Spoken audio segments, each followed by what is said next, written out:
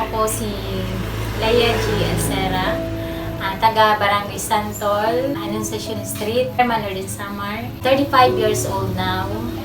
And at the age of 31, I was diagnosed of breast cancer stage 2. Naisip ko na cancer siya kay masuol siya ora-ora. Then, permanente akan niya suol. Mas nagsuol siya, mas nag-iingat. Kung first na naabat, basta permak natatanglay. Yan si naghugos weight loss tapos tigda na siya nagsuol. Tapos pasagdan ko lang for a week, tapos mauna time na nagkapa, feeling ko talaga na yun, something wrong sa akong breast. Tapos yun ako yung naramdaman nga bukol sa akong dili sa right side. So nag-decide ako to have check-up. Ginkapa niya. So, medyo nagduda ang doktor na may sign na siya na diri siya maupay. So, he suggested na magpa-undergo ang ultrasound. Pag abot sito nga ultrasound ko, gin-suggest naman ako to go biopsy. Okay, so, nag-suggest na magpa-biopsy ako to confirm kung cancer ba talagaan akong sakit na. So, nag-undergo ang biopsy. Tapos nagulat naman kami 15 days sa result sa biopsy. Then ang result nga to, dito siya nga cancer siya, carcinoma stage 2. After a day, nagsuggest siya na tanggalon nila ang akong suso. Pero waray karuyag kay financially kulang kami. Tapos ang bagong nira, mayon pa i-examine na sa akong specimen na nakuha sa akon sa iba nga ospital kay kulang pa sila facility. Ngansen, kung magkikemo mag-undergo chemo diri sa kanila ospital, makadto sa Cebu or sa ibang ospital kung kaya ko. Pero diri ko man kaya financially, ngan waray kami kundi istaran kon sa ibang lugar. So I decided na diri magpadayon sito na ospital. Tapos nag-decide kami magkayaon sin second opinion sa Manila na sa National Kidney Transplant Institute.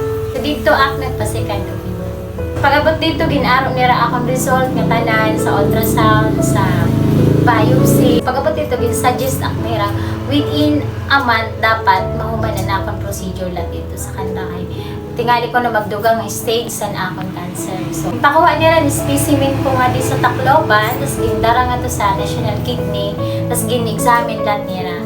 Pero ang result niya parehas man ta, stage 2 ta. Pero sa nahuman man dito na akong ultrasound, kaya gin-ultrasound ko ang putro nila. February 8, 2019, ang ginoperahan dito. So, yun pa nakuha nga sa'yo nga bukol, na ito siya na bukol at na nakuha. May sa to result na nakabutang na stage 1. So, mauman itong sa itong dito na examine nila. And last na bukol na nakuha nila sa akong suso. Pero, tangan na ako options sa National Kidney. It's either full ang tanggalon sa akong suso or a half lang. Pero bago sa akong sa doktor, pwede man half kung naruyag ang. Kay diri garantiya na kung tanggalon ko bugos na akong suso na diri na siya mabalik. Pwede siya bumalik sa ibang parts sa akong lawas. So, gintagan niya option kung tanggal o diri. So, I decided na magpa-partial mastectomy na. Kaya na akong giniisip, tingali magkaanak pa ako nina. Tapos bugos pa ako. So, hoping na diri na mabalik ang akong cancer. Kahuman sa akong nagto ko ay examine. Sa akong surgeon nag-suggest na 4 cycle ang akong chemo. Pero pag imod nila sa akong ERPR, puro siya negative. Bali, triple negative So, ang bago nila, very aggressive daw ang akong cancer cells. So, nag-decide sila na dugngan upat. So, naghimo siya 8 cycles. So, ito na 8 cycles, gintunga-tunga ito siya every 21 days. So, makadok sa hospital para magpa-chemo. Every after sa sessions sa akong chemo, magpapalaboratory ako. So, gatanan na itong siya nga laboratory. Whole abdomen, tapos na akong sa dugo, then sa akong breast.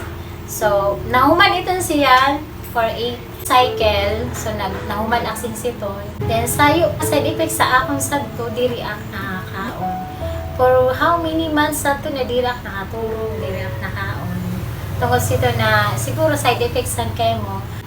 Tapos, mas mapatay ko nung cancer cells na ali pa sa ako. Yung dito sa'yo lang na kwarto na ikaw lang ang sa'yo. So, may ito siya and pag-undergo nila nga to sa radiation therapy. Nahuman aksiton after 21 days. 3 times a week. Sa radiation therapy, dili man masyado masuod. Waray hassle. Liban la sa nasusunog ang parts sa ginaagihan sa radiation. Kasi sa bago kay gradyo, nag-undergo muna ako ito. Nalimutak sa nga simulation. Dili ko hinumduman ang ngaran, pero nag-undergo ako ito. Dako siya nga ito na machine, parang ginimod nira nga to ang parts na akong ginupirahan. Tapos, butangan nira nga to tato, kundiin na sa radapit magraradyo. So, ito na siya. So, after a week, nag-start na akong radiation for 21 days. Okay. So, yan na 4 years na san pag first year po kahuman sa akong chemotherapy. Every 3 months, nabalik ang sa doktor for workouts. Nabalik ako every 3 months, kan regular ang akong laboratory sa dugo, sa akong whole ab, pinasintundidaan sa akong whole abdomen ultrasound, and breast ultrasound. Nga depende sa results sa akong laboratory since ito nga man.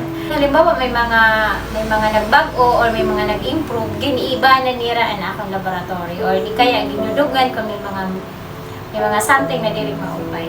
So pag yan na kay 4 years ko naman na, ang akong workouts is every 6 months na. San ako niya na laboratory kay okay man akong last na laboratory, kuha na ako niya na breast ultrasound na lang. Pag 5 years ko na, bali once a year na lang ako mag-workout sa akong doktor.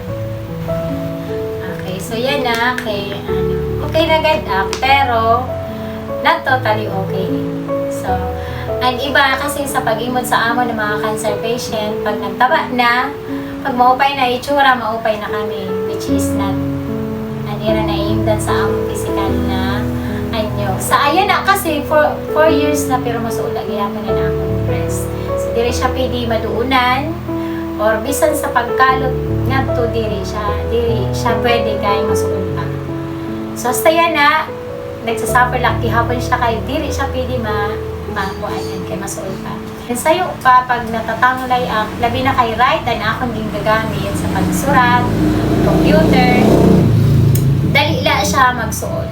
So, ang part sa right side ko, pag abot nga di, so siya ang pinakamasuol ng part sa akong lawas. So, pag nagsusuol siya, na-stress up, na nag-isip ako na tingali umalik, or kung nano lang ang magiging side effects ito na stress. So, not totally recovered pa. Dati kasi kagasi ko na tirinak magpapadayon, kaya hindi ko kaya talaga, feeling ko mamatay na ako. Sensitive nga time, so diri ko talaga kaya ang effects ng chemo. Then, sayo pa, nakakadugang siguro sa akong santo negativity sa akong isip is ang kwarta. Waray kami kwarta na pambayad sito na chemo. Imagine 8 cycles, then mag-radyo pa ako.